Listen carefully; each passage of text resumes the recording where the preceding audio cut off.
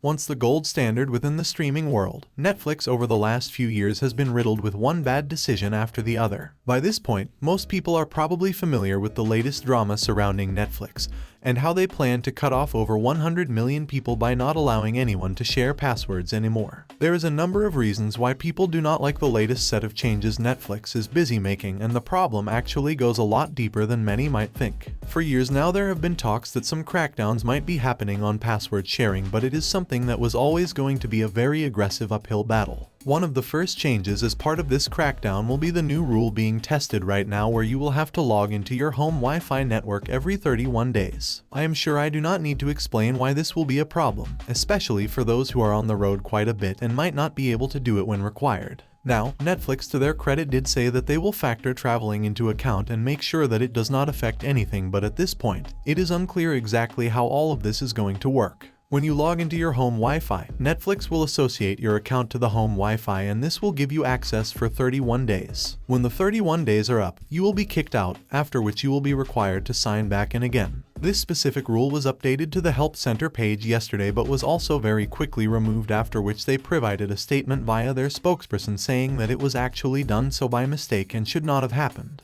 Just to be clear though, it was only a mistake that it was uploaded. The changes itself was not any type of mistake. They still plan on cracking down on password changing, but right now all of this is only being tested out in 3 regions, and thus it was a mistake to upload all of this for the whole world to see when they were not ready yet to roll everything out across the board, but rest assured these changes will be happening. When it comes to the actual concern of people traveling and not being able to log in to verify, Netflix did say that this is something that they will prevent from becoming a problem by ensuring that primary account holders and people who do not live in the household permanently stay connected. This means that there will not be a need for those people to verify. Right now you are able to connect up to 5 devices to a household. This means that if you are a family and have 3 TVs in 3 different rooms, everyone can comfortably watch. But then, there are also those who do not have connected devices but are still able to watch because of password sharing. In terms of cracking down on this, you will now have to disclose beforehand how many people you have in your house, and only those connected within the household you disclose can connect, and only up to 5 at a time.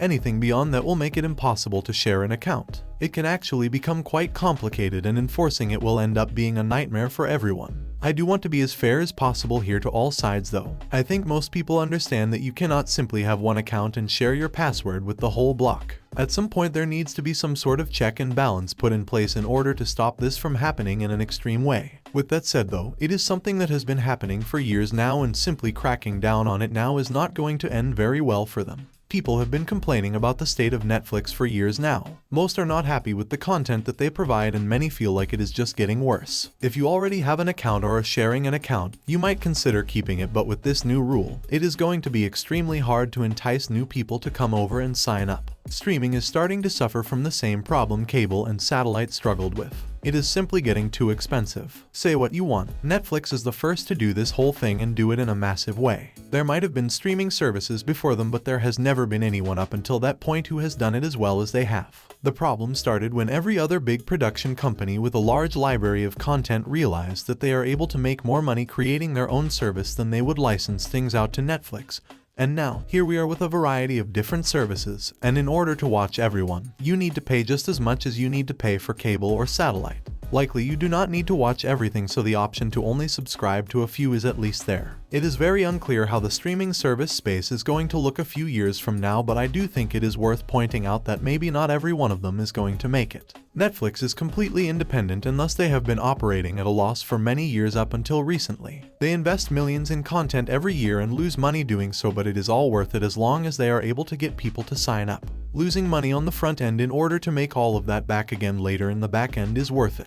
For a long time, it seemed that Netflix would be fine doing this as long as people keep signing up. But as more companies pull out of their licensing deals with Netflix to start their own services, and those same platforms start competing with Netflix for the licensing of existing shows, it does become harder and harder for a company like them to keep heads above water, as they now need to spend even more money on exclusive first-party content. A company like Disney, Paramount, and HBO has billions of dollars behind them, so they can afford to not only spend millions more for licensing and outbidding Netflix for certain classic shows, but they can also afford to lose money for a much longer period of time. Netflix, to their credit, did make over $12 billion in profit last year, but it is also worth pointing out that most of that gets invested into making more programming. On top of that, due to the fact that for some reason these companies are expected to grow forever, and when they don't, people lose their jobs, it is harder than ever to keep this up. Disney, for their part, made over $80 billion in profit last year, and thus I am sure you can understand why they are able to do so much more. The logical conclusion is that Netflix will eventually be bought out by a much larger company,